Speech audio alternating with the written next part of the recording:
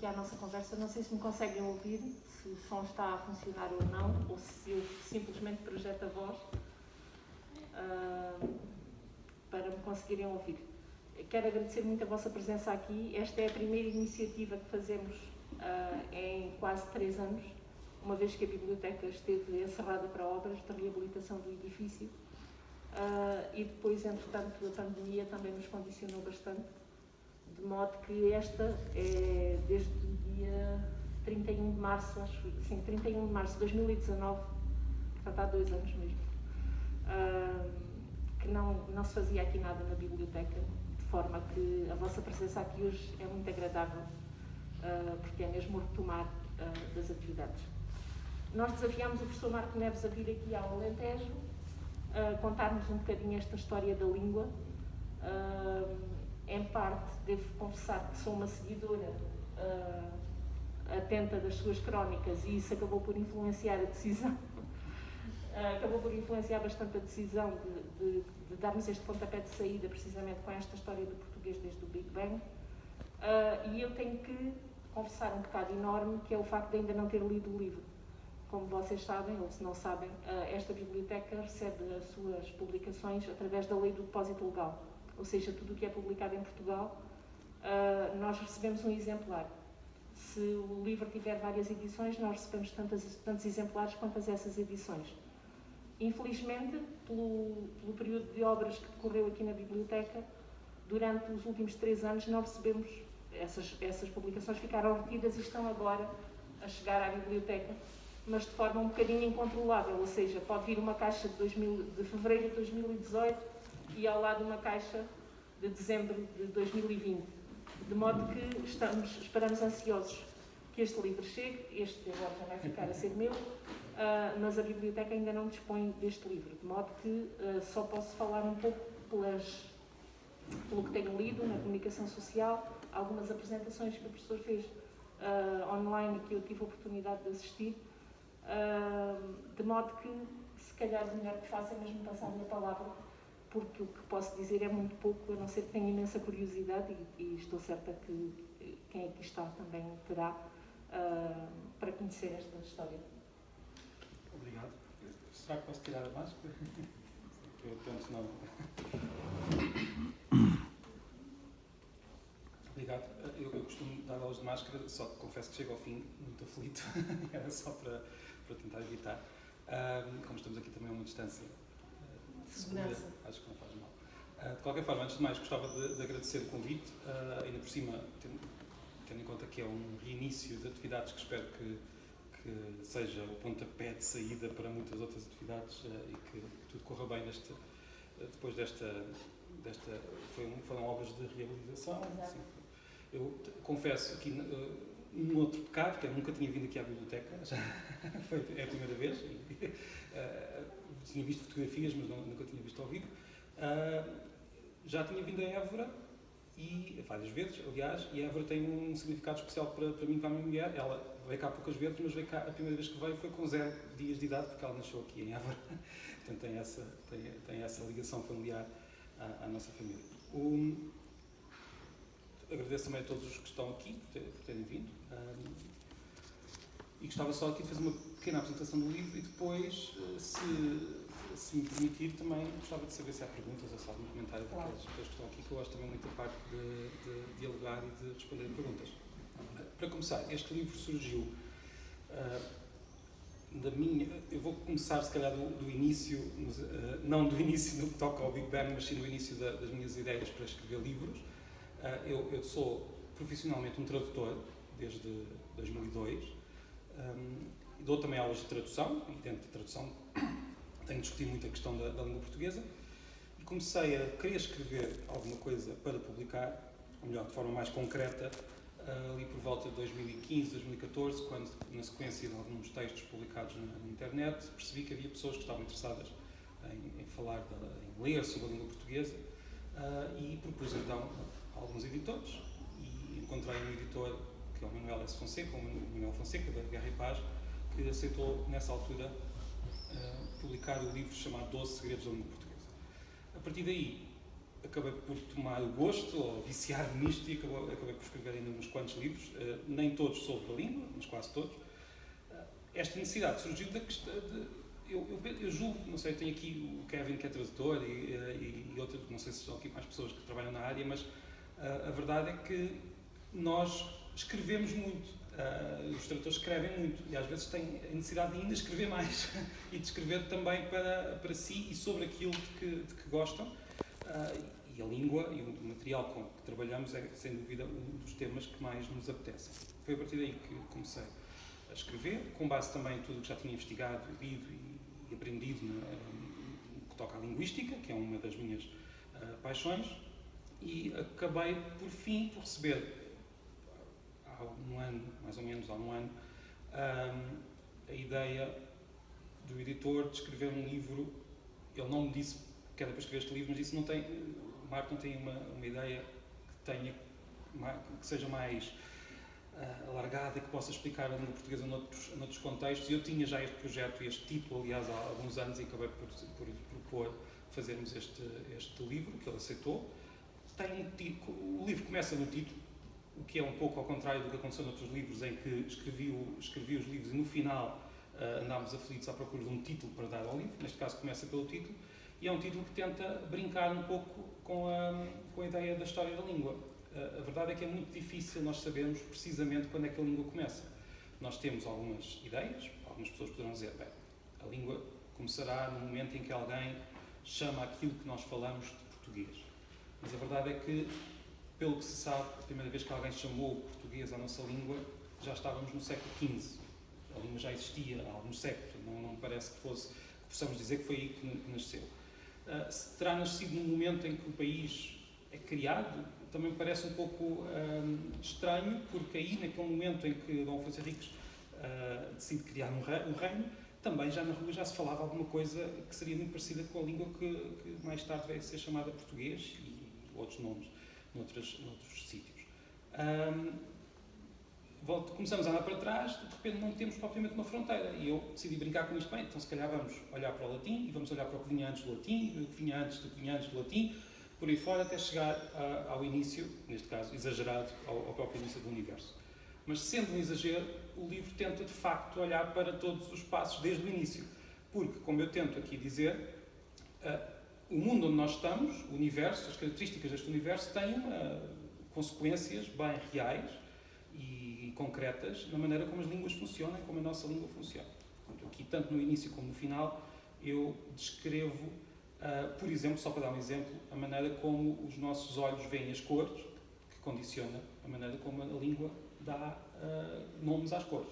Por aí já temos uma característica física com impacto na língua. Depois, passo à criação da própria vida e da espécie humana, e tento aqui também descrever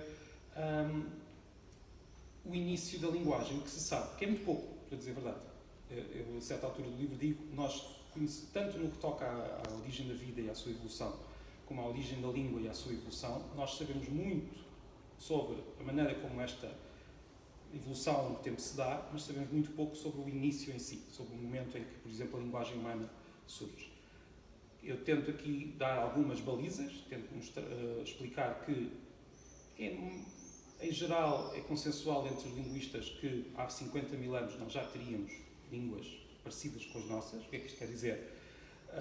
Não é muito fácil definir uma língua, mas eu diria que uma língua parecida com a nossa seria uma língua que nós poderíamos, se a conhecêssemos, não a conhecemos, há 50 mil anos não tínhamos maneira nenhuma de registrar línguas, não sabemos como é que funcionavam, mas se por acaso, numa máquina do tempo, nós aparecêssemos no mundo de há 50 mil anos, nós conseguiríamos, com esforço, aprender o suficiente para traduzir a partir daquelas línguas. Ou seja, são línguas que têm características como uma gramática, um léxico, têm dupla articulação, são línguas humanas, tal como qualquer língua falada hoje em dia. Estamos a falar de há 50 mil anos, ou seja, muito, se nós tivermos em conta que há 2000 anos a nossa língua era o latim ainda, ou seja, a nossa língua estaria no estado do latim, vemos que 50 mil anos é um passo muito, muito grande em direção ao passado. Mas, na verdade, há linguistas, e também descrevo aqui algumas dessas teorias, que afirmam que provavelmente há 1 milhão de anos, ou mesmo há 2 milhões de anos, as espécies humanas dessa época, neste caso o Homo erectus, já teriam línguas com algumas semelhanças às nossas. Aí já é uma posição menos consensual, é uma posição minoritária, mas dos indícios que um dos linguistas que defende esta ideia dá, que é o Daniel Dennett, um dos indícios é o facto de, há 1 milhão de anos, nós, entre aspas, o Homo erectus, ter colonizado uma ilha, a Ilha das Flores, que fica na atual Indonésia, ilha essa que não estava ligada ao continente e que tinha de ser colonizada usando embarcações. E foi colonizada por uma população relativamente grande. O que indica, diz ele, é um dos indícios de que esta população teria alguma forma de linguagem que permitisse mas imaginar o futuro. Expressar a intenção. Exatamente, expressar a intenção de chegar àquela ilha. E que permitisse também convencer, quer dizer, alguém teve a ideia e convenceu outras pessoas a porem-se dentro de um barco e a irem para a ilha, o que implica alguma forma de comunicação um pouco mais sofisticada do que as formas de comunicação que existem, que são, se calhar, mais sofisticadas do que nós pensamos nos outros animais, mas que não permitiriam, provavelmente, criar embarcações que permitissem uma população ir colonizar uma ilha que fica no horizonte. Esse é um indício que me parece bastante convincente, embora em tudo isto há sempre um fator bastante importante de incerteza. Nós não temos indícios de que estas línguas existiram, nem temos escrita. Mas o certo é que tenha sido há 50 mil anos, tenha sido há 2 milhões de anos, a linguagem humana surgiu, provavelmente de forma muito gradual, e quando, por fim, há uns 5 mil anos, mais ou menos, de forma muito imprecisa, nós começámos a ter a escrita, que surgiu em vários pontos do mundo, esta escrita já nos mostrou uma paisagem linguística muito interessante e muito diversa em todo o mundo. Paisagem linguística é essa que ainda hoje se mantém no que toca à sua diversidade, embora com uma diversidade um pouco inferior àquela que existiria há 50 mil anos, porque há uma tendência atual e relativamente recente, dos últimos séculos, de haver uma diminuição do número de línguas. Ora, este livro descreve esta história toda, descreve também, ou seja, no fundo, é uma história do português que começa muito antes do português, e o português surge já a meio da história. O que também serve para sublinhar o facto da nossa língua ser uma entre muitas outras. Nós, claro, que achamos que a nossa língua é especial, e mas é especial por ser nossa, não é especial por ser diferente das outras línguas que a rodeiam. É também esse, de certa maneira, o significado desta capa, onde a pessoa que fez a capa, eu dei algumas sugestões, mas não fui eu que criei a capa, onde está o primeiro verso dos Lusíadas e depois o mesmo verso traduzido em várias línguas. O que tem aqui alguns significados que serão compreendidos por quem ler o livro. Os Lusíadas têm aqui um papel relevante em vários capítulos do livro, mas também significa que a nossa língua é uma entre muitas outras, mas é uma onde conseguimos ter acesso a criações literárias muito significativas, como é o caso dos Lusíadas. Um outro capítulo que me parece interessante, eu não estou a dizer isto enquanto leitor, porque é claro que eu considero que o que escrevi aqui é interessante, porque senão não teria escrito, mas o meu objetivo é que outras pessoas leiam e gostem do que estão a ler. Não sei se consegui ou não, isso não sou eu que posso dizer, mas aquilo que posso dizer é que há um tema de que nós falamos pouco, ou menos do que aquilo que se calhar julgo que mereceria ser discutido, que é o que é que aconteceu antes do latim. Na verdade, nós hoje temos, não digo hoje no sentido de ser um tempo nesse sentido pior, mas a verdade é que não há assim tanta atenção à história da língua na sociedade em geral. Nós sabemos de forma muito vaga que a nossa língua terá vindo do latim, mas nem sequer hoje em dia damos muita atenção ao latim, que já não é uma disciplina muito ensinada nas escolas. Mas eu aqui faço uma pergunta que vai para lá do latim. O que é que havia antes do latim? O latim tem de ter vindo de algum lado. E a verdade é que nos últimos 200 anos as investigações linguísticas deram origem a uma reconstrução de línguas anteriores. São reconstruções, e tal como aqui aparece, são reconstruções que não estão atestadas pela escrita, portanto são sempre hipóteses, mas também, como eu tento aqui descrever, são hipóteses que, quando houve a possibilidade de serem testadas, quase sempre passaram o teste, digamos assim. As reconstruções das línguas anteriores ao latim permitiram prever, por exemplo, certos sons em línguas que só vieram a ser línguas antigas que só vieram a ser descobertas depois desta previsão. Portanto, são previsões bastante sólidas, embora não se possa ter certeza, claro. E o que se sabe é que quase todas as línguas da Europa têm origem numa língua que nós, e agora quando digo nós, estamos a falar de pessoas que estudam esta questão dos últimos 200 anos, demos um nome muito feio, que é o proto-indo-europeu. Certamente que os falantes desta língua teriam um nome mais bonito para dar à língua, mas não sabemos qual é que era. Esta língua foi reconstruída nos traços gerais da sua gramática, nos traços gerais do seu léxico, não de forma completa, mas o suficiente para já ter havido quem tenha escrito uma história de encantar em proto-indo-europeu. Foi possível reconstruir, isso foi uma brincadeira, digamos assim. É uma língua que tem características que nós achamos que são quase universais, mas não são. Por exemplo, o facto de nós, da língua portuguesa e das línguas que estão à nossa volta, das línguas latinas, para começar, terem género, é uma característica do proto-indo-europeu que não é partilhado com muitas... Ou seja, é algo muito particular desta família de línguas, que não é partilhado com outras famílias de línguas, mas que nós achamos que é quase inevitável porque estamos habituados a ver isto nas línguas à volta. Há uma outra língua do proto-indo-europeu que teve origem no proto-indo-europeu que perdeu esta característica, como o inglês, que tem um género, mas de forma muito menos, assim, muito tenue comparada com as nossas. Mas sempre que vemos línguas que não têm esta origem, quase sempre, mas uma grande maioria não tem esta característica. Por exemplo, uma das poucas línguas europeias que não são indo-europeias, ou seja, que não têm origem nesta língua, é o basco, aqui relativamente perto de nós, e não tem o género. Tem outras características, mas não tem essa. Portanto, desde o português, todas as línguas latinas, as línguas germânicas, as línguas eslavas, as línguas célticas, as línguas persas, as línguas do norte da Índia, todas estas línguas têm origem numa língua que se presume ter sido falada há uns 6.500 anos até há uns 4.000 anos, assim de forma muito imprecisa, que começou por ser falada, segundo o que se sabe hoje, mas aí estamos a entrar num campo em que há muita indecisão e muita discussão. Digamos que há uma parte significativa de quem estuda isto acha que surgiu na zona da atual Ucrânia, embora haja discussões bastante fortes sobre esta questão, e que depois se foi espalhando pelos territórios à volta, chegando a zonas que estão hoje na atual China, onde nenhuma destas línguas é falada, mas houve, já chegou a ser falada num grupo de línguas indo-europeias, até chegar aqui ao ocidente da Europa, aqui onde nós estamos hoje, sendo que aqui chegou em duas vagas grandes. Chegou na vaga das línguas que nós hoje chamamos línguas celtas, e depois na vaga do latim, que chegou depois. Há também algumas teorias, que aqui, como em todas as ciências, há coisas que estão mais ou menos bem definidas e outras que são objeto de grande discussão. Exatamente o que é que aconteceu. Nós temos, por exemplo, isto não está aqui discutido no livro, mas está discutido de forma muito marginal e seria tema para outro livro.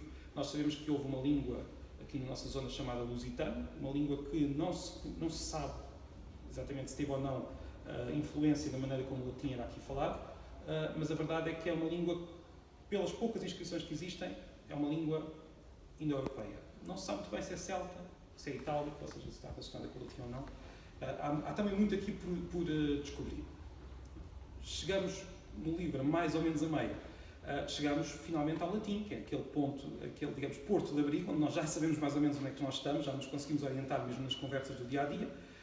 E a partir daqui faço uma descrição da nossa língua, da passagem do latim ao português, que tem sempre de falar da Galiza, ou seja, hoje o que se fala na Galiza tem uma origem comum com o português, e na Galiza ainda hoje se discute se a origem comum é mais do que a origem comum, há ainda uma identidade entre o galego e o português que nos possa levar a dizer que o galego e o português ainda são a mesma língua. Há uma minoria de galegos que considera isso, embora a maioria não considere que não, que já houve uma divisão.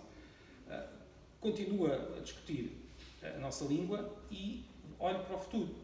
Olho para o futuro de duas maneiras. Primeiro, olho para aquele futuro que já hoje existe, que são as línguas que surgiram a partir da nossa língua.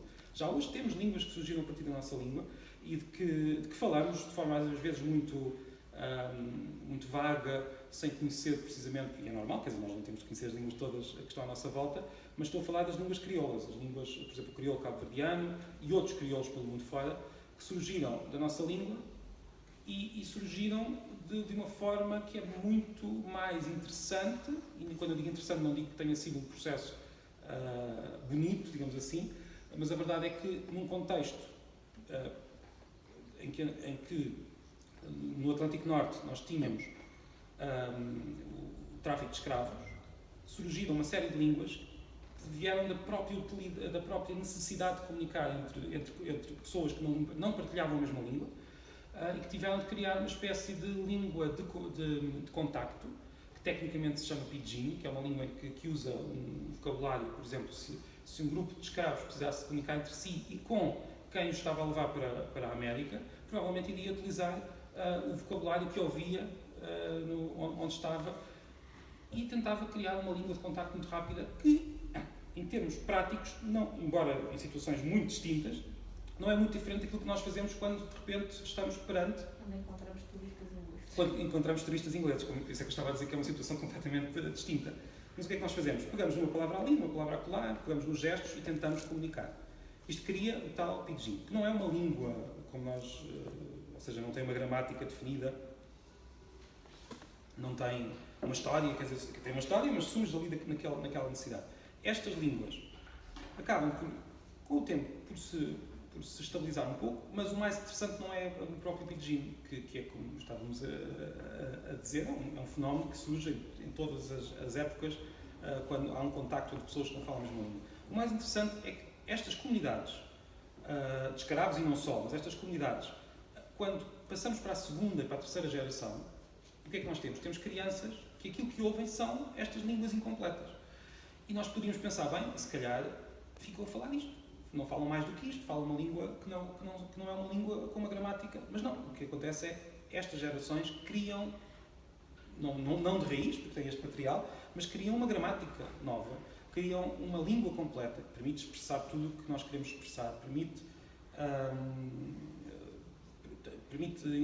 inventar palavras, permite importar palavras, e de repente temos os crioulos, que são estas línguas tão completas e tão humanas como as outras, mas que surgem numa situação de insuficiência linguística que de repente no cérebro das crianças se torna uma língua completa, o que mostra bem como a nossa humanidade precisa das línguas. Nós precisamos de falar, ter este mecanismo.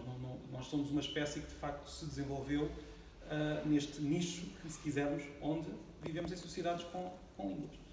Este é o primeiro futuro, que é o futuro que já existe, não é? Aquele futuro, ou seja, o que é que, se uma pessoa perguntar, será que o português se vai transformar em várias línguas diferentes? A verdade é que já está transformado em línguas diferentes em vários pontos do mundo.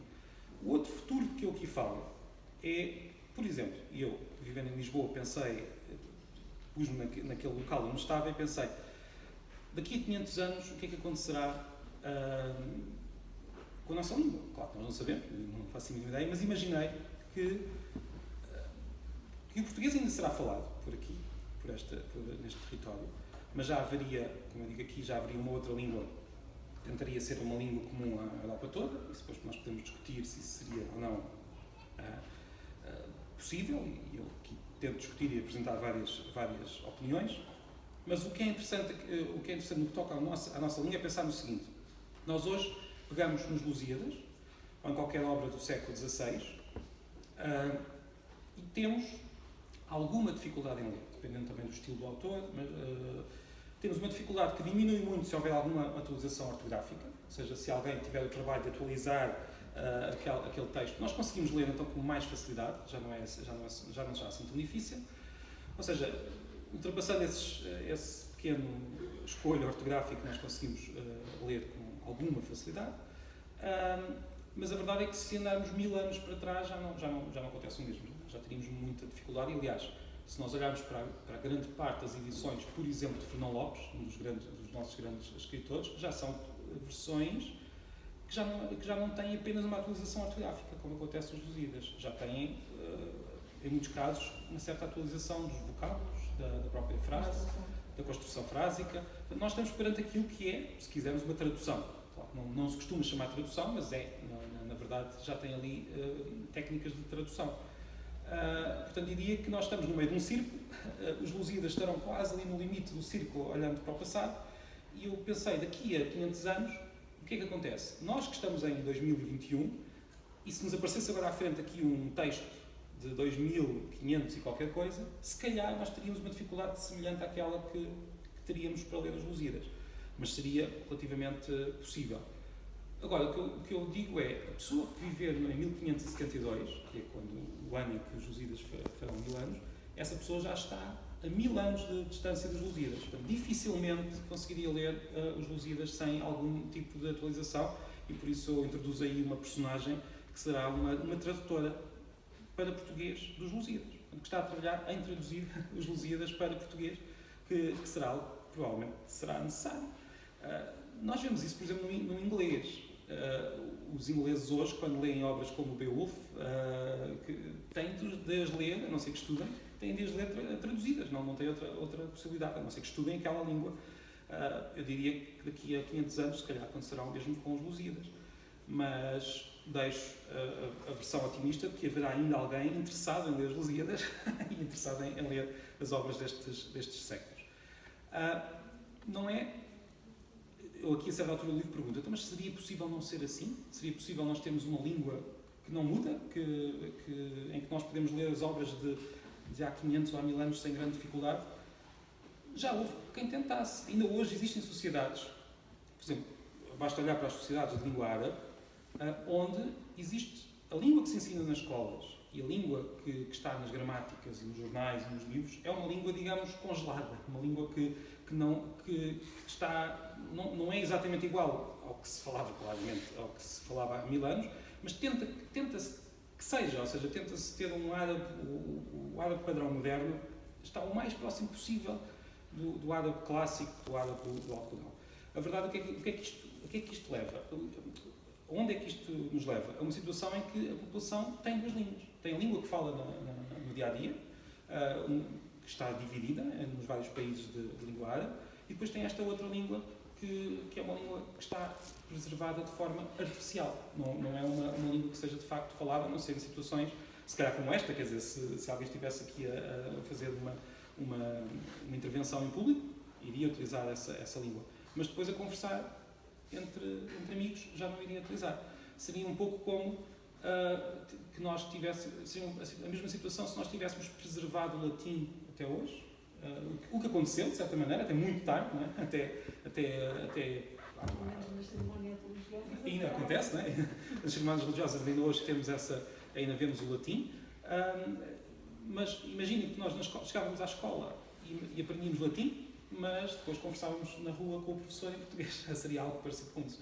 Há outras situações em que também houve uma tentativa de preservar uma língua o mais clássica possível, como no caso da Grécia, onde durante muito tempo se tentou, do século XIX até os anos 70 do século XX, se tentou impor um padrão baseado no grego clássico, que não era o grego clássico, mas era baseado, mas aí falhou. Portanto, foi uma tentativa que falhou, e nos anos 70 acabaram por assumir que o grego atual não é o grego clássico, e que é bastante diferente, e houve, pelo mundo fora, outras tentativas que raramente funcionam. Porquê? Porque nós, de facto, temos esta característica que é humana e é de todas as línguas. As línguas tendem a mudar. Devagar, mas mudam. Por vários motivos que eu tento aqui explicar, motivos biológicos, culturais, não é possível prender a língua num estado determinado. A língua, às vezes, acelera nas suas mudanças, às vezes trava um pouco, principalmente quando há uma norma e quando há aprendizagem na escola e quando há quando há um padrão que serve de travão, digamos assim, para essas mudanças, mas mesmo assim as mudanças vão sempre acontecendo de forma, como eu aqui defendo, absolutamente inevitável. Por outro lado, também não nos precisamos preocupar assim tanto, porque na verdade estas mudanças são muito lentas. e aquilo que eu disse há pouco, por exemplo, sobre a Galiza, em que ainda hoje há galegos que discutem se o galego e o português são a mesma língua ou não. É uma discussão que podemos concordar ou não com a resposta, mas existe, faz-se. E se nós pensarmos que o galego e o português politicamente se dividiram em 1143, para usar a data tradicional, embora seja um processo complicado, estamos a falar, portanto, de muitos séculos, apesar desta divisão tão antiga, ainda hoje, 800 anos depois, temos uma discussão se a língua, de um lado e do outro, ainda é a mesma ou não. O que mostra que, e não é uma contradição, mostra que a língua muda, mas muda a um ritmo muito vagaroso, que nos permite, que nos permite encarar este processo com alguma tranquilidade, ao contrário do que por vezes nós fazemos. Nós por vezes ficamos muito amedrontados perante essas mudanças, mas a verdade é que essas mudanças são inevitáveis e são lentas. Mas também há que dizer que não conheço nenhuma sociedade em que estas mudanças sejam encaradas de forma positiva. São sempre vistas como algo negativo, mas depois, enfim, acabam por ser assumidas. Isto foi apenas, tentei aqui dar apenas uma pequena amostra desta história. É uma história que tenta ser muito geral, mas de propósito, mas ao mesmo tempo depois tenta olhar para palavras em particular e tenta olhar para certos períodos com mais atenção. Ao ser geral, também tenta, no fundo, dar um certo incentivo a que não só a que as pessoas das várias áreas do saber também tentem olhar um pouco para as outras áreas, ou seja, eu aqui tento dar um certo incentivo para que as pessoas que gostam muito de línguas e linguística olhem também para as ciências que nos dizem tantas coisas interessantes e que nos ensinam tanto, e também para pessoas que terão menos interesse na área da linguística, para que olhem também para aquilo que se sabe da linguística e para aquilo que se sabe da nossa língua e que vejam que vai muito para lá das discussões habituais. E as discussões habituais são, em geral, os erros que nós damos, que é algo que é importantíssimo e que eu, aliás, uma das facetas da minha profissão de professor é corrigir erros, não tenho nada contra corrigir erros, mas há tantas coisas para lá disto, para lá dos erros e daquilo que nos irrita, que às vezes eu sinto alguma pena de que a discussão pública sobre a língua esteja tão centrada em tão poucos assuntos, quando há tanta coisa que nós podemos aprender quando olhamos para a língua. Foi uma pequena tentativa de incentivar a que houvesse este interesse um pouco maior pela língua portuguesa enquanto língua humana. Para já. Não sei se temos questões. A nossa estimada audiência. Eu tenho aqui uma questão. Normalmente a primeira é sempre mais difícil, portanto eu vou já colocá-la, podem ir já pensando na segunda. Em relação com a escrita, sim. Por um lado podemos achar que o facto de reduzir não é se calhar o termo adequado aqui, é a redução no sentido de minimizar, não é esse, mas o facto de transferirmos para o papel, para o suporte, para a escrita, se por um lado pode ajudar a que essa fixação da língua seja mais lenta, certo? Sim. Por outro lado, não é ela em si uma prova de que as línguas mudam, ou seja, não é pelo facto de alguém, no momento em que há uma pequena modificação, registar isso num suporte escrito e a partir daí essa língua passa a ter uma existência física, porque foi registada por escrito, o que é que... É a dualidade, não é? Por um lado fixa. Sim, por um lado fixa, mas por outro lado também mostra a mudança, não é? Mudança. Sim, exatamente. Não, claro. Eu diria, a escrita, eu não sei se digo neste livro, mas eu sei que já escrevi isso alguns, que a língua na escrita muda também, só muda um pouco mais devagar, porque há uma tendência para, nós quando escrevemos temos tendência para olhar como exemplos os autores que lemos, que muitas vezes são, ou seja, isto é um processo natural. Não só a escrita é ensinada numa situação mais formal do que a oralidade, como nós quando escrevemos olhamos para autores que lemos, por definição escreveram antes de nós, não é? Portanto há uma certa tendência para que a língua na escrita olhe um pouco mais para o passado do que a língua na oralidade. Sim.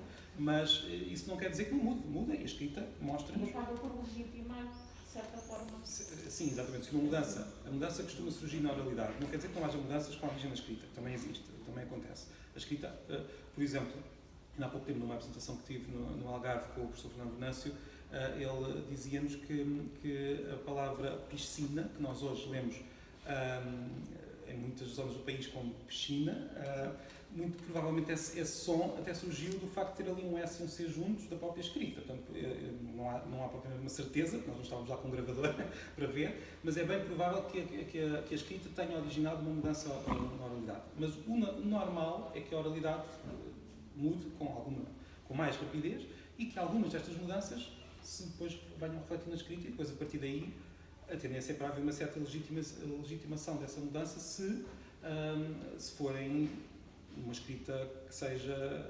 Ou seja, já agora, e já que estamos a falar disto, isto ajuda-me a responder à pergunta, se daqui a 500 anos esta tradutora que eu inventei olhasse para a história da língua, tentasse perceber aquilo que é hoje diferente na nossa língua, hoje no século XXI, ou seja, no início do século XXI, nós já não estamos propriamente no início, né, mas estamos agora no início da terceira década, o que é que a nossa língua, ou seja, um historiador da língua daqui a 500 anos olha para trás, olha para a nossa época, o que é que vê de diferente das outras épocas? Eu não sei o que é que vai acontecer, mas eu diria, e isto é um processo que não é só da nossa língua, é das várias línguas que estão à nossa volta, há hoje uma muito maior importância na nossa vida cotidiana da escrita. Nós hoje escrevemos muito mais do que... Nós podemos não ver isto de forma tão clara, mas, por exemplo, quando eu tinha 15 anos, nos anos 90 do século XX, eu raramente falava com os meus colegas pela escrita.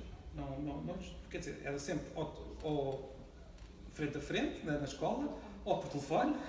Não usava muitas cartas, foi uma época em que as cartas não se usavam muito, mas não lhe escrevi, quer dizer, talvez escrevesse um bilhetinho na aula, mas era raro, não era normal.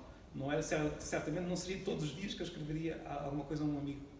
Hoje não passa um dia sem que nós não escreva alguma coisa de forma informal para um amigo, ou para um familiar, ou para quem quer que seja, e às vezes até escrevemos de forma informal para o público, não é? Quando estamos nas redes sociais. Ou seja, há um muito maior uso da língua escrita num registro informal, o que não acontecia há praticamente pouco tempo. Eu apostaria, apostaria que isso será o grande facto da língua destas primeiras décadas, que será registado daqui a uns séculos como característica da evolução da nossa língua e das outras neste momento. Isto também nos cria algumas dificuldades, ou seja, a escrita está a passar, se calhar, por algumas mudanças um pouco mais rápidas do que seria habitual, porque nós estamos a aprender a lidar com a escrita informalmente. Portanto, passámos por uma época em que deixou-se de escrever cartas e, de repente, entramos em poucos anos, de uma forma quase como se fosse um Big Bang, em poucos anos, de repente, começámos todos a escrever de forma informal, formal, de várias maneiras, e às vezes sem saber bem onde pôr a fronteira entre uma coisa e outra. E, para dizer a verdade, eu não, como explico aqui, não concordo muito com o discurso, que é um discurso que vem sempre de decadência da língua. A língua está sempre, se quisermos, está sempre em decadência e está sempre a surgir outra coisa. Portanto, a língua, na oralidade, não está em decadência, está sempre a mudar, está sempre sujeita a infecções de outras línguas, está sempre sujeita a isso. Mas na escrita, sim, há algumas dificuldades próprias da nossa época que me levam a crer que temos de fazer esse esforço de nos habituarmos a escrever, porque não é só uma questão de se escrever. É muito fácil, todos nós que escrevemos e-mails, vou usar a expressão mais habitual, sabemos que é muito fácil haver mal-entendidos nos e-mails. É muito fácil haver conflitos que surgem porque uma pessoa não viu bem como é que estava a escrever aquilo.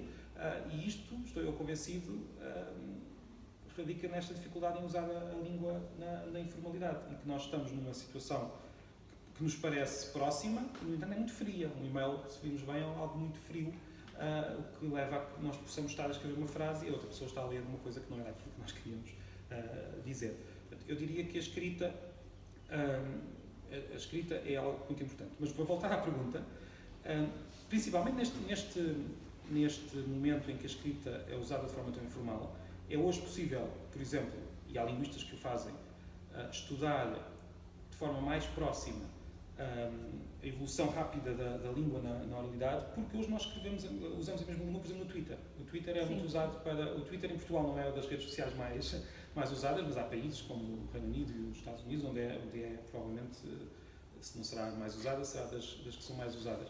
E o Twitter está a ser hoje usado como campo de estudo com alguma profundidade para saber, por exemplo, como é que evoluem as expressões coloquiais, como é que evoluem os palavrões, tudo coisas que a escrita não registava assim com tanta facilidade.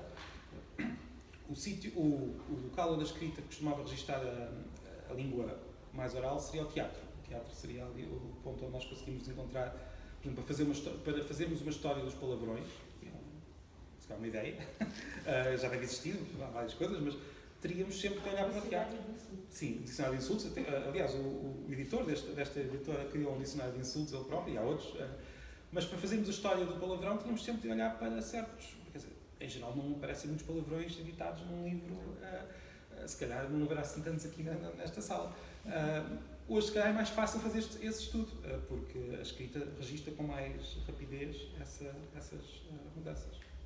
Portanto, não sei se respondi exatamente, mas tentei. Tinha também uma questão, só para desenvolvimento também ao tema. Não estudo línguas, nem de longe nem de perto, mas sou interessado por literatura. Não li a obra completa, li a obra adaptada por Frederico Lourenço, li a Odisseia e a Ilíada. Tendo em conta na evolução linguística da história que já foi relatada, e todas as evoluções, já foi referido o grego, também os Lusíadas, que é uma epopeia também. Que importância tem Homero na evolução de todo esse percurso linguístico, tendo em conta que não existem provas que definam que Homero tenha existido, mas supõe que tenha sido tão importante na evolução linguística, tal lá está no grego, porque era teatral, também era teatral, e também tem o seu impacto, com certeza, na evolução linguística, pelo menos também, a verdade é isso. Eu não sou classicista, não estudo a fundo Homero, mas ele tem uma importância. Ele, lá está, supondo que existia uma pessoa com esse nome, mas quando se estuda as epopeias gregas, não as latinas, porque aí já temos bastante certeza de que existiram aqueles autores, mas o que temos ali provavelmente será a cristalização de histórias que já vinham de trás. Há ali a cristalização de uma certa tradição literária que teve uma importância que nem vale a pena, quer dizer, mais do que a questão linguística, o que Homero faz é registrar, no que toca à linguística, ou seja, se eu estivesse a olhar com os olhos de linguista para Homero, estaria a olhar para que grego era aquele, como é que ele é um grego escrito, artificial, e que nos permite saber como é que aquela língua era falada numa determinada época. É uma língua indo-europeia, não deu origem à nossa língua diretamente, mas é prima, e deu origem depois a uma série de vocábulos. Agora, se eu puser os óculos de pessoa muito interessada na literatura, então aí Homero ganha uma importância que tem que ver, por exemplo, com certos temas, com certas formas de contar as histórias. Tudo isso vai muitas vezes beber, mesmo quando... na religião, na nossa cultura, nós somos também fundamentados com base nessa evolução. A da Caixa tem-nos, que nós somos monoteístas, não tiveram politeístas, mas a religião está baseada também com a cultura e com a literatura. Claro, sim. Não, e há mais... Quando foi o primeiro livro europeu? Sim, é a base, digamos, da literatura europeia, enquanto ter sido, não diria se calhar o primeiro, mas um dos primeiros pelo menos, mas certamente que tem importância. Aquelas histórias não surgem do nada, de certeza que estão ali como eu estava a dizer, cristalizar histórias que já existiam antes. Mas a partir daí ganharam uma importância fundamental, e hoje nós contamos há certos temas, por exemplo, o tema da viagem. O tema da viagem que nos muda é algo que vem da Odisseia, e é apenas um tema, e este é simples, há muitos outros que não. Nós olhamos para, até, eu lembro-me sempre muito a um conto do Essa Queiroz, que provavelmente é o conto português que eu se eu tivesse escolhido um, seria aquele que eu preferiria, que é A Perfeição, que é um conto do Essa Queiroz, que é baseado na Odisseia também, no episódio da Odisseia, ou seja, aqueles dois livros, Odisseia e Ilíada, deram-nos mais do que é possível se calhar saber hoje em dia, e mesmo quando estamos a contar quando nós contamos uma história, por exemplo, vamos fazer uma viagem, voltamos e falamos com os amigos, se calhar estamos a usar certos padrões e certas formas de contar que vêm daqueles dois livros. Agora, claro, isto em relação à literatura, em relação à linguística, aí eu não me sinto, como é que eu dizer, confortável, porque eu não conheço o grego clássico a fundo, conheço de forma mais genérica a gramática, mas não sei o suficiente para saber estudar o Homero no que toca à linguística. Mas sei que é dos registros de línguas indo-europeias mais antigos que temos acesso, isso sim. Descobriu-se depois, durante o século XX, algumas línguas mais antigas, inscrições de línguas indo-europeias mais antigas do que o grego, mas estamos a falar de algumas inscrições, não estamos a falar de obras literárias daquela dimensão. Portanto, mesmo para estudar o indo-europeu, o proto-indo-europeu, as obras literárias gregas são importantíssimas porque são muito antigas e têm uma extensão bastante importante que nos permite chegar muito atrás. Este próprio mesmo certificado já envolve muitos temas e debates sociais e políticos. Nós, às vezes, eu aqui, a certa altura, digo... Já existia a escrita, não é? Sim, nessa altura já existia a escrita. Era Romero, era cantor, era teatral, mas com certeza terá existido o livro até às nossas mãos, até à atualidade de hoje, com certeza teve que haver quem o escrevesse. Há um aspecto linguístico, por acaso, sobre o Homero que eu aqui não desenvolvo muito, embora haja um tema, que é a questão do tratamento das cores. E há aqui um livro que eu proponho na bibliografia. Há uma discussão bastante forte entre linguistas sobre até que ponto é que as línguas interferem na maneira como nós vemos literalmente, no sentido de ver o mundo, ou seja, as cores que nós vemos. É uma discussão que eu tenho determinadas opiniões, mas não vale a pena estar aqui agora. Mas um dos pontos, dos livros é de um linguista chamado Guy Deutscher, eu não sei bem se é assim que se pronuncia o nome, para dizer a verdade, mas estava aqui à procura, e chama-se Through the Language Glass, portanto, olhar o mundo pela lente das línguas. E o Homero aí tem uma grande importância porque, e já no século XIX isso tem sido estudado, a forma como ele descreve as cores, para nós, hoje em dia, é um pouco estranha. Há ali, ou seja, e há quem defenda, incluindo aqui o Guy Deutscher, que os gregos tinham a mesma forma de ver as cores diferente da nossa, ou seja, que, por exemplo, o mar seria visto, há uma descrição clássica do mar como de cor de vinho, que nós achamos que é poético, mas na verdade, segundo este linguista e muitos outros que eram antes, não, os gregos viam mesmo assim o mar, era assim que viam o mar, tinham uma certa, digamos, a lente da língua grega clássica era diferente das nossas. Eu tenho alguma hesitação em aceitar esta forma de ver as línguas, mas estamos a falar do relativismo linguístico, mas é uma teoria linguística muito, muito relevante e que vai buscar muitos dos seus fundamentos ao estudo do Homero. Obrigado. Eu gostaria de saber se você vê alguma relação entre duas situações. Uma que mencionou, por exemplo, de línguas como a árabe, que tem uma norma ensinada muito diferente, mesmo da língua culta, utilizada no escolar, um padrão muito diferente. E o que acontece, por exemplo, em alguns países africanos, como Moçambique, por exemplo, onde a norma é europeia, mas mesmo a língua culta é muito diferente, ou um pouco diferente, consideravelmente diferente, da norma europeia. Se você vê alguma similaridade nisso, e porque mesmo a norma culta, nesse caso, ela talvez acredite estar junto à norma padrão, mas não está exatamente. E se você acredita que há uma tendência de para a criação de normas plural, africanas, de língua portuguesa, até porque há uma tendência de se pensar que vai ser o continente mais a falar português daqui talvez um século, né? Sim. Mais do que a América do Sul, mas pelo crescimento da população, mas também pelo crescimento, por exemplo, em Moçambique, da população de falantes de português. Enfim, se haver uma relação entre essas situações e esse caminhar. Eu vejo uma relação em África e também vejo já agora em Portugal também, embora ou seja, há sempre uma distância entre aquilo que se fala na rua e a norma. Essa distância existe sempre em todas as línguas. Agora, há sociedades onde essa distância é maior do que outras. Por exemplo, mesmo no Brasil, eu penso que a distância é bastante maior, ou seja, o português falado na rua será bastante diferente do português da norma. E em África, eu penso que estamos num processo a caminhar para isso. Só que primeiro, cada sociedade africana de língua portuguesa é diferente e tem uma dinâmica diferente.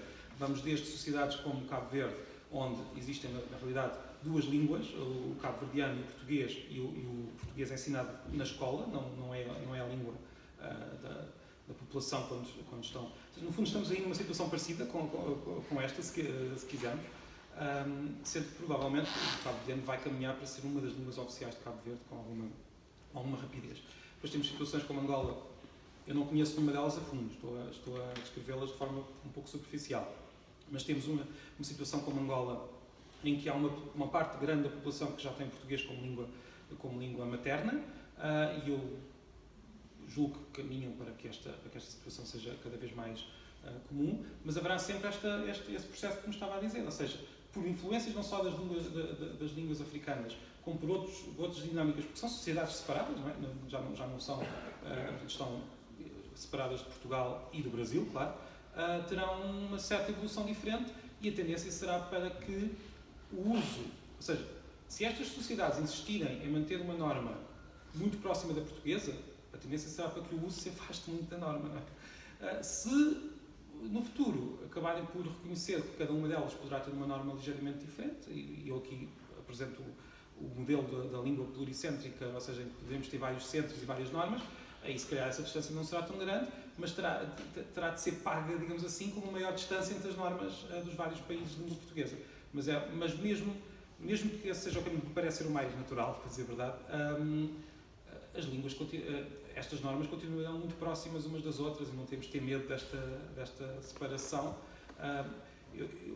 Aqui eu falo um pouco mais da questão da ligação entre o português do Brasil e o português de Portugal. E digo que o português de Portugal e o português do Brasil estão aqui. Eu abordo essa questão, não abordo tanto a África, exceto na questão dos crioulos, mas digo que o português de Portugal e o português do Brasil estão numa situação, por exemplo, um pouco oposta à que acontece entre a ligação entre o galego e o português. No caso do português de Portugal e o português do Brasil, temos normas que estão, digamos, entre aspas, artificialmente próximas. Se nós olharmos para o uso da língua no dia-a-dia e até na literatura que se aproxima dos usos mais coloquiais, vemos uma distância bem mais marcada do que se olharmos para a norma.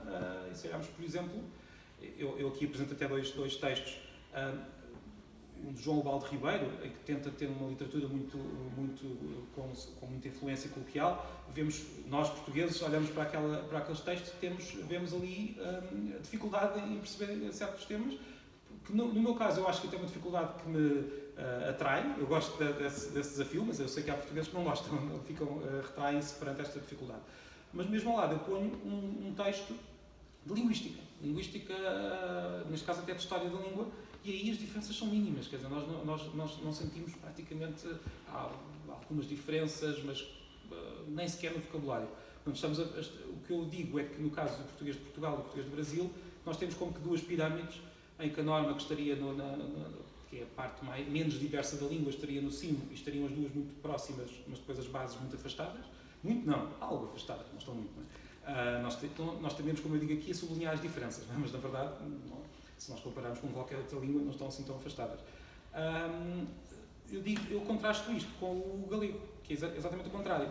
O galego desenvolveu uma norma própria nos últimos 40 anos que, claro, podíamos ter aqui uma discussão que não vale a pena, não estamos na Galiza, mas que dizem muitos galegos que se afastou propositadamente do português.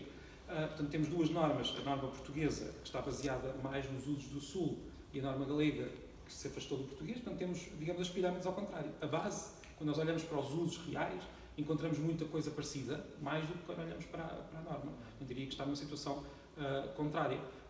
Quando eu digo usos populares, por exemplo, oficialmente no galego, mesmo na versão oficial, eles usam a palavra auga, que em Portugal é uma palavra popular e não uma palavra da norma.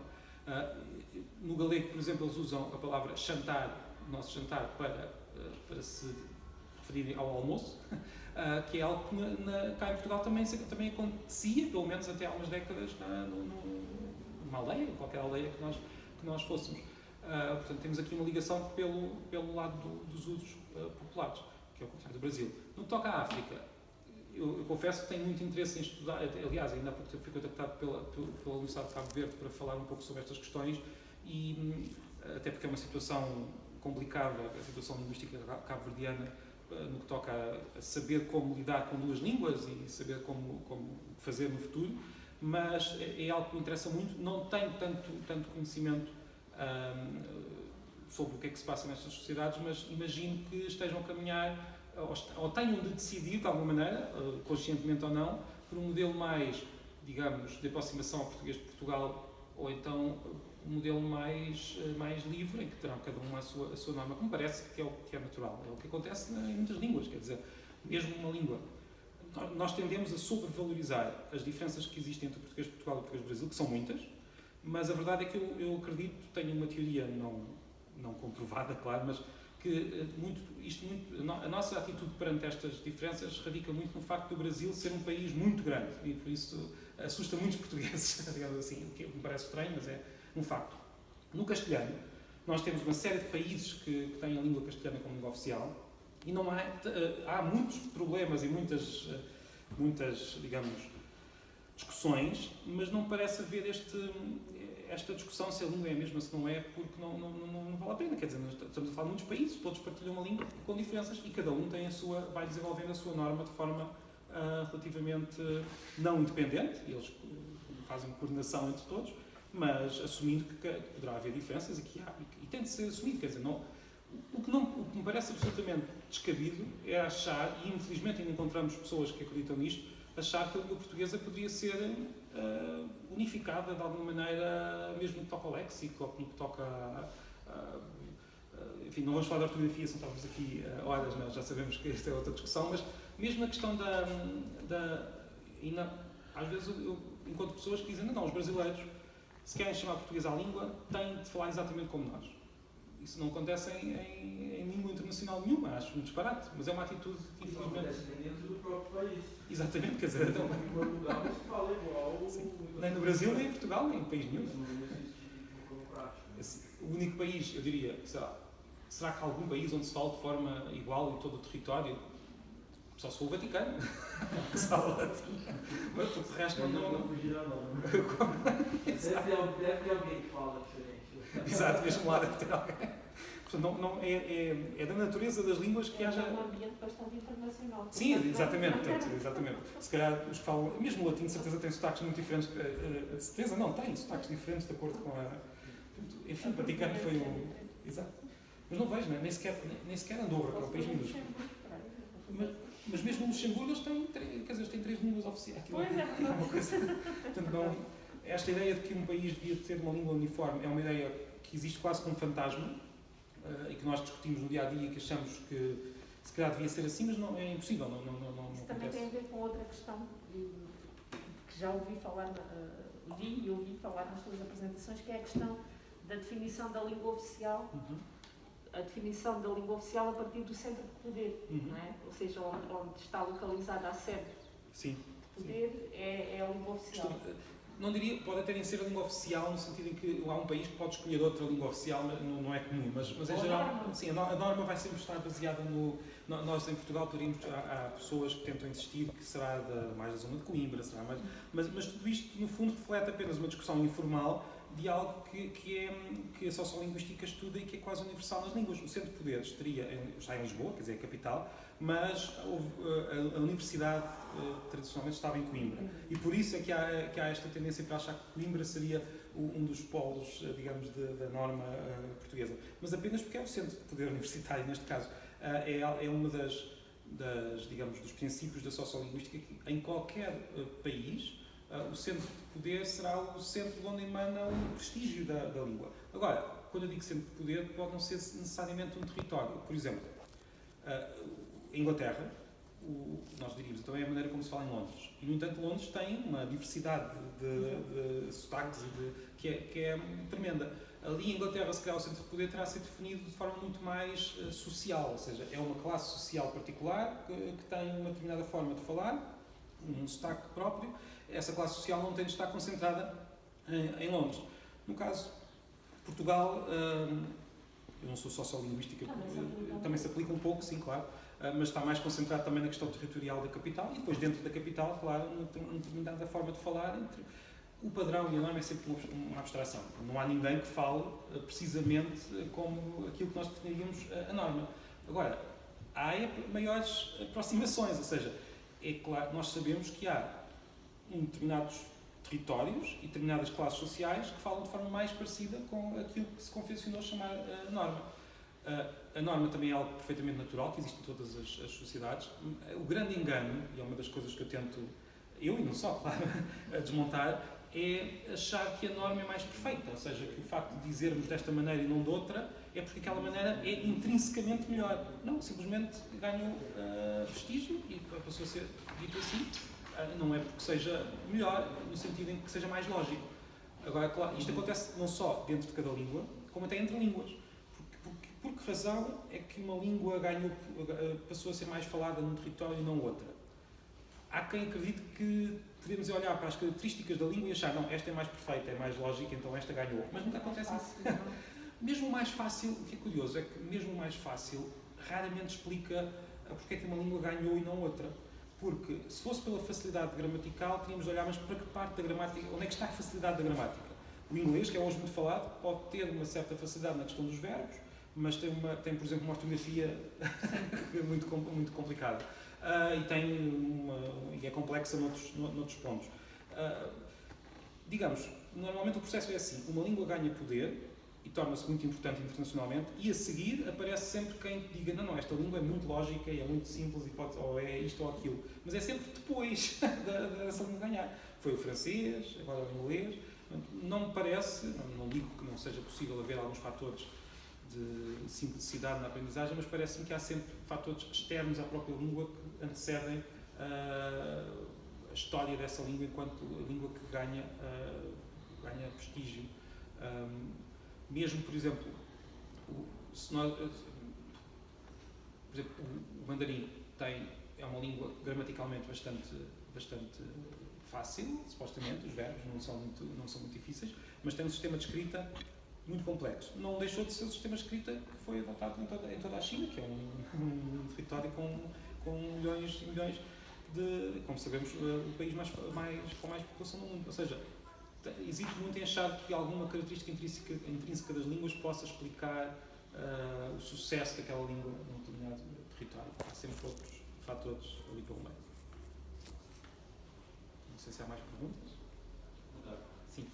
Eu, na verdade, tenho duas questões e ouvi utilizar a expressão língua humana e falta-me aqui a dúvida se isso não é uma redundância. Se pode considerar que há, quando parte daquelas línguas extraterrestres de expressão científica, se pode considerar que há uma língua animal. Se os animais utilizam, quando comunicam, se pode, alguns animais, considerar que têm uma língua. E outra questão é na questão da mudança da escrita, como nós agora estamos a escrever cada vez mais, por e-mails, de uma forma informal, como os representantes do exemplo, como todos nós passamos por isso também. Mas o quanto disso, quer dizer, nós antes, quando usámos a escrita, éramos influenciados por nossa formação académica, pelo nosso meio, etc. Os livros podemos ver, personalidade, etc. Mas agora, acho que somos muito mais influenciados por uma máquina, um algoritmo, qualquer coisa. Quase todos nós aceitamos muito mais sugestões do telemóvel, o computador, nesse computador agora também já a fazer sugestão de escrita. Quanto isso não é influenciado na escrita? E o facto de ser uma coisa assim, aliás, eu aqui uma máquina, o que é? Eu não. Obrigado pela pergunta. Olha, em relação à própria influência da máquina na maneira como escrevemos, é algo que terá de ser. Que está a começar, nós, apesar de estamos a começar esse processo em que nós estamos a ser influenciados. E é verdade, nós às vezes estamos a escrever e há uma sugestão, e mesmo hoje em dia no próprio Gmail, por exemplo, no Gmail, até nos aconselha o final das frases, já nem sequer é só a ortografia. Que influência que isso poderá ter, teremos de ver. Nós, enquanto tradutor, nós temos uma grande discussão na nossa área. O Kevin que está aqui, o Kevin Nossa, tem opiniões muito fortes e muito marcadas sobre a má influência que a tradução automática, por exemplo, tem no próprio trabalho dos tradutores, mas é um processo diferente. Aí tem que ver com questões laborais e não só laborais, com questões da qualidade do produto final. Agora, na própria escrita, sem olhar para a tradução, o que é que pode acontecer? Eu não confesso que a minha resposta só pode ser não sei, mas tenho alguma curiosidade em saber se isso tem algum impacto. Se me dissesse, então aposta, o que é que tu apostas que vai acontecer? Eu diria que vai ter alguma influência, que tem alguma influência. Eu diria que tem alguma influência até pelo uso de certas expressões mais padronizadas. Vamos começar a padronizar mais a escrita de e-mails, por exemplo, poderá ser por aí. Mas mais limitado também? Provavelmente mais limitado também. Sim, eu aceitaria que sim, pode ser mais limitado. Não sei, assim depois terá reflexo em situações de escrita como a literatura ou textos em que nós escrevemos sem essa influência. Teríamos de ver. Normalmente, quando se faz estudos de diversidade vocabular ao longo de diversidade lexical ao longo de épocas, a nossa impressão é sempre que a nossa época é mais pobre, porque nós temos acesso a muita coisa e temos essa impressão. Quando se faz estudos um pouco mais precisos, vê-se que há uma certa estabilidade da diversidade lexical, ou seja, ao longo de épocas e ao longo mesmo entre sociedades. Por exemplo, a certa altura aqui eu cito um estudo que mostra que uma determinada, ou seja, que as línguas tendem a ter o mesmo grau de eficiência a transmitir informação, curiosamente. Se uma língua precisa de mais sílabas, por exemplo, para em média dizer a mesma coisa, em geral será lida de forma mais rápida. Ou seja, haverá, no mesmo período de tempo, a informação acaba por ser mais ou menos padronizada. Eu aqui cito o estudo em que aparece essa certa, digamos, estabilidade entre línguas do grau de eficiência na transmissão de informação. O que não quer dizer que, e aí eu digo que poderá haver aqui um fator novo, que é uma influência da tecnologia na padronização para certas expressões, e por isso não lhe posso garantir, não sei, não quero estar, mas parece-me perfeitamente plausível que isso aconteça. E terá de ser visto, terá de ser estudado, teremos de ter algum cuidado também, não é? para não deixar que todos os nossos e-mails agora de repente sejam todos iguais, não é? Que acabam todos. Nós temos sempre tendência para usar fórmulas, quer dizer, quando nós dizemos CAD não sei quantos, ou complementos iniciais, tudo isto são fórmulas que estão no nosso cérebro. Agora, se o próprio computador nos começa a empurrar sempre para as mesmas fórmulas, se calhar podemos ter aqui uma situação que não é positiva. A primeira pergunta, em relação à língua humana. Eu, para ser preciso, deveria dizer linguagem humana. Disse língua humana para sublinhar o facto de ser uma língua de seres humanos. Se há todos os seres vivos têm formas de comunicar. Isso todos têm. Tem uma bactéria que tem formas de comunicar. Se vamos usar o termo linguagem, é quase uma decisão da nossa própria língua. Muitos animais têm linguagens muito desenvolvidas, algumas delas até linguagens com alguma transmissão cultural. Ou seja, sabe-se que, por exemplo, as baleias têm alguma diferença na maneira como comunicam dependendo do grupo do grupo em questão. Ou seja, não é tudo genético, há qualquer coisa que se transmite. Agora, o que nós temos é uma grande diferença de grau. Quer dizer, aquilo que nós temos é uma possibilidade de comunicar e de ter e de inventar palavras e de ter que não se conhece outro animal que tenha de forma sequer parecida. Mas não digamos que não é uma diferença essencial, ou seja, mas é uma diferença de grau. Depois as nossas línguas têm algo que não... Mas nós temos uma grande diferença, que é o facto de registar. Exatamente, nenhum animal que saiba registra. E além de termos a questão da dupla articulação, ou seja, nós temos um número limitado. Pode acontecer que amanhã se descubra que há outro animal que tenha uma coisa parecida. Mas nós temos um número limitado de sons, cada um deles não tem significado nenhum, por si só, mas que ao unirmos esses sons, criamos morfemas, ou seja, criamos palavras, para sermos mais diretos. Até hoje não se conhece animais que tenham esta característica de usar este jogo engenhoso em que usamos sons sem significado para criar significado. E também não há nenhum animal que saiba que registre. Sim. E quando pensei nisso, eu lembrei de um vídeo, daqueles vídeos do National Geographic, com alguns cientistas que estavam a estudar nos primatas e eles perceberam que tinham dois sons diferentes. Agora não sei se isso é a sua palavra ou não. Dois sons de perigo, não é? Que era um para perigo que vinha do céu e outro perigo que vinha da terra. E eles gravaram esses sons e puseram outro grupo de primatas e eles reagiam exatamente como. Aquilo tem um significado. Tem. Mas esse eu, por exemplo, também vi com aqueles pássaros do mel que eles gravaram e depois punham os pássaros diziam exatamente como. Portanto, passa a ser uma coisa. É uma linguagem. Uma cultura.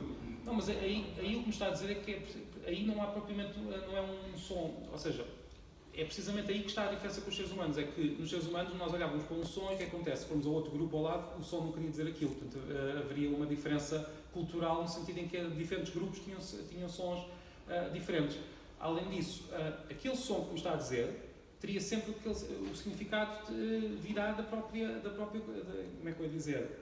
da própria genética desse primata. Eles estão, vêm de raiz com essa, como nós também temos. Se uma pessoa se ri, todos nós sabemos o que é que o riso significa. Aqui, no Japão, na Austrália, o riso é um som universal, não é? Pode haver culturas com menos riso, culturas com mais riso, mas é mais ou menos universal. Portanto, esses sons têm significado. É uma linguagem, mas precisamente aí tem uma certa diferença com as linguagens humanas, com as línguas, porque nós não podemos, ou seja, esses primatas, eu não sei que espécie é que era, não vi, esses primatas não conseguiriam dar outro significado a esse som, enquanto nós conseguimos.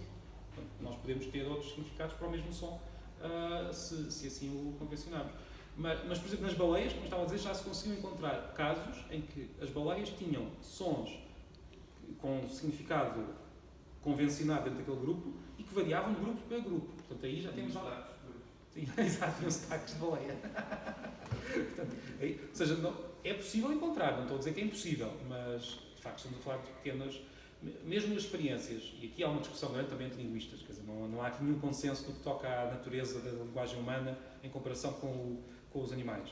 Mas mesmo, por exemplo, mesmo quando se tentou, e já se conseguiu, com bastante mais do que nós às vezes pensamos, ensinar palavras a primatas, e assim, já se conseguiu ensinar centenas de palavras a primatas, eles conseguem até aprender e comunicar connosco usando aquelas palavras, mas para eles é sempre um certo jogo, é um jogo, eles aprenderam aquilo porque nós lhes dissemos para fazer isso e eles querem comunicar connosco, são inteligentes. Tem um sentido único. Tem um sentido. Não tem diferentes interpretações. Exatamente. Sim. E além disso, eles entre eles raramente tentam usar aquilo, ou seja, veem, isto é a maneira como estes bichos, para eles certamente é como estes bichos querem que nós falemos, mas não é aquilo que eles sentem. Entendem o significado, sim. Mas não... Entendem e usam, quer dizer, se eles percebem que se disserem aquela palavra acontece isto ou aquilo, vão... E há mais do que instinto, quer dizer, eles vê-se que há uma certa compreensão que vai para lá daquilo que nós pensamos.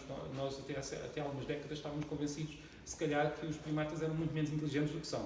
Portanto, eles têm muita inteligência, mas não têm, de facto, esta necessidade de linguagem, no sentido de criar línguas que nós temos, e certamente não as nossas línguas. Mas voltando àquilo que me disse há pouco, das línguas humanas, há são todas humanas, na verdade. Mesmo as tais línguas que são criadas para que os extraterrestres falassem, são línguas criadas por seres humanos. Há pessoas que se entretêm a criar línguas. Há, aliás, até um movimento internacional, grupos que usam o termo em inglês, os Common Languages, que, por exemplo, um dos mais famosos é o linguista que eu confesso que não me lembro do nome, eu sei que está aqui na bibliografia, mas agora não me lembro do nome, que foi o linguista que criou as línguas da Guerra dos Tronos. A Guerra dos Tronos, a série, tem línguas, e tem línguas com toda a gramática lexical, com todo o léxico, a gramática necessária para falar, e o linguista estava nas gravações e às vezes dizia que a atriz tinha de voltar a gravar porque não tinha dito bem aquela palavra, ou tinha dado um erro daquela língua, o que é algo curioso, porque ninguém iria notar. Pensamos nós, mas ele diz que não, ele diz que ele teve experiências noutras séries em que alguém se enganou a dizer uma frase numa língua que ele inventou e houve reclamações. Houve pessoas que estavam tão interessadas naquela série que aprendiam a língua e reclamavam se a pessoa não falasse como deve ser. O que mostra que nós todos gostamos de facto muito de discutir os erros e a gramática. Não há volta a dar. Obrigado. Não sei se há mais questões. Eu, de qualquer forma, vou estar aqui. Se alguém quiser, já agora só fazendo um pouco de publicidade, pode comprar o livro que estará ali. E estarei aqui também para conversar com quem quiser, agora já de máscara, não é? Muito obrigado a todos. Muito obrigada por esta estreia. Muito obrigada.